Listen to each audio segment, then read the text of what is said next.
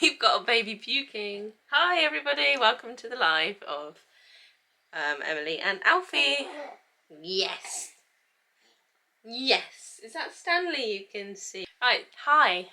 Welcome to another video. Sorry it's been like basically 5 years. So last video obviously I was pregnant. I think I was 21 weeks pregnant and I was going through a haul of baby stuff, and lo and behold we now have baby Alfie. He was born 4 months ago, so hi. I just really wanted to do a video to kind of look back on and reflect on of my labour and birth, so if that's a bit of you then hang around and listen on, and if not that's fine, you don't have to watch it. I just kind of want to do it for my own, for me to look back at one day. It's not a big horror story, it didn't go to plan and it wasn't like the best, but it's a real example of what happened and what can happen. So stick around, grab a cup of tea or grab a cup of coffee if you fancy one. I have an instant coffee because it's nearly 5 o'clock and I'm still knackered, but I'm trying to bring spring into my life. So I have a bumblebee mug and it's pissing with rain again in April. So Alfie, he was born on the 19th of December 2023, which was his due date. He was born at midday, I think, so I think it was 1 o'clock actually in the afternoon. My waters broke at like 4 minutes past 12, midnight. I was hoping to have Alfie at the local maternity unit in my town, but turns out that Alfie pooped in my womb and I think he ingested some of it, so we ended up going off to the bigger hospital in another town about half an hour away. So that's fine, and you know, they just didn't want to risk it and I completely understand, and also it was for the best in the end anyway. I think it was about 1:30 I got there in the morning. Me and Ed got there, my other half, and got put into a side room, which was all fine. I was having contractions, excuse my really greasy hair that's now going grey as well, and contractions were coming along nicely, and I got brought into the delivery room, which was really dimly lit, and I had a lovely midwife.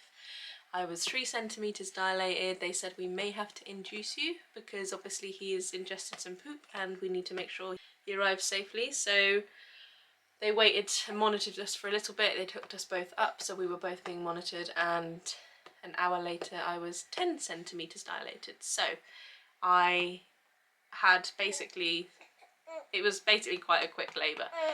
So she said, great, you know, start pushing. So I started pushing and I was on gas and air at this point, and then I opted to have some morphine and it got quite painful, like intense quite quickly. So I went and had an epidural in the end. It's a very familiar pain. It's not like a shock pain and it's not like a scary pain. It's just a very intense, all-encompassing pain, and because it comes in waves and it goes gradually, you know, more and more intense, everyone's pain threshold's different, and you know, in the end I opted for an epidural because I didn't know how much more painful it was going to get, even though at that point I was pushing. Yeah! I think I was so on my face on gas and air, I was like, give me everything, I don't care. It was all really quick, and at that point, and I don't know if it was the epidural, I don't know what, but Alfie became a bit stressed in my tummy, I think, and I think his head was stuck. So he was fine. He was arriving like well, but it was his head that was a bit twisted. He's gonna have to stand up. I'm sorry. So they said, right, we're gonna have to take you into theatre, and I like I say, was off my face. So I was like, that's fine.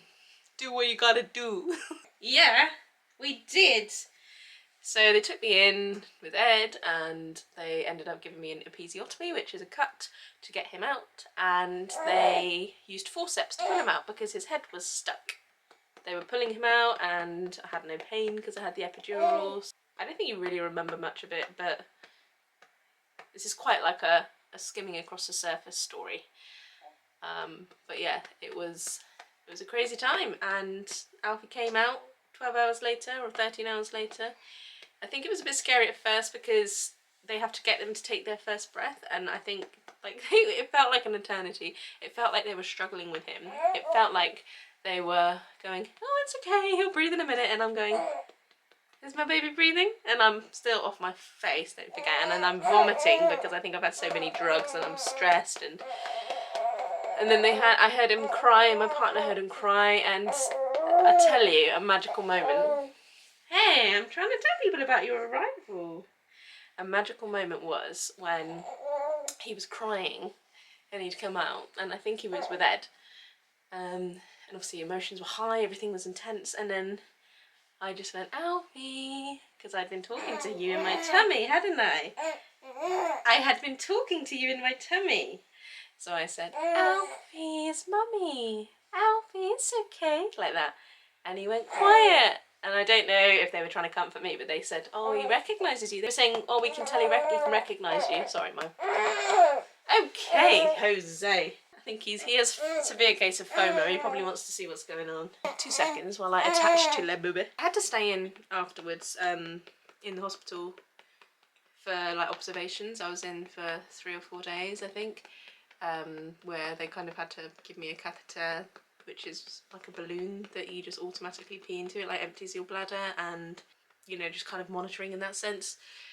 Which, I mean, I won't go into too much detail, but it wasn't the greatest, and I am following it up with a complaint. There's a couple of dodgy times where, you know, I needed help with Alfie, but nobody was there, and I wasn't allowed visitors past 8 o'clock at night, and I mean, I can do another more in-depth video on all of that, but I won't go into it in this one.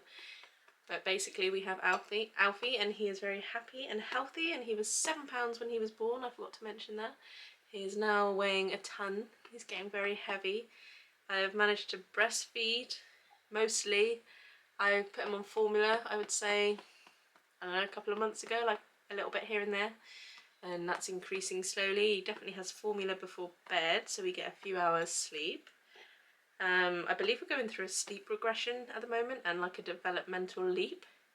There are 2 pigeons shagging on the roof over there. Honestly, the circle of life wherever you go, hey? What was I saying?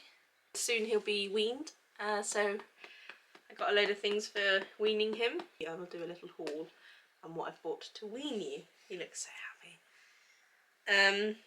I'll show you what I got, and whether I use it all or not remains to be seen. But yeah, we have Alfie, and straight after birth I thought, I am never doing this again. And as with every mum, a few months later you're like, oh, wouldn't it be nice if we had a brother or a sister? Fuck it now. It's amazing how your mind blocks out the worst thing. You know, like, the pregnancy even at the end was hard. Like, I remember being so big, and I remember feeling so massive. Like, I couldn't sleep on my back, obviously, because it crushes a main artery to the baby and all this stuff. You can't sleep on your front. My hips were in so much pain. Like, I was still trying to walk the dog though as much as I could. I think it was the last 2 weeks I didn't walk him, so I walked him pretty much every day up until 38 weeks almost. They say you should still be doing moderate exercise at that point. Fuck that.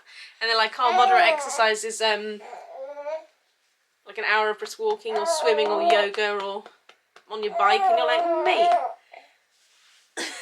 no, I have a giant child in my tummy. Oh, anyway, he's getting cranky. But yeah, I thought I would just quickly upload this, and I will go now, and I will see you next time.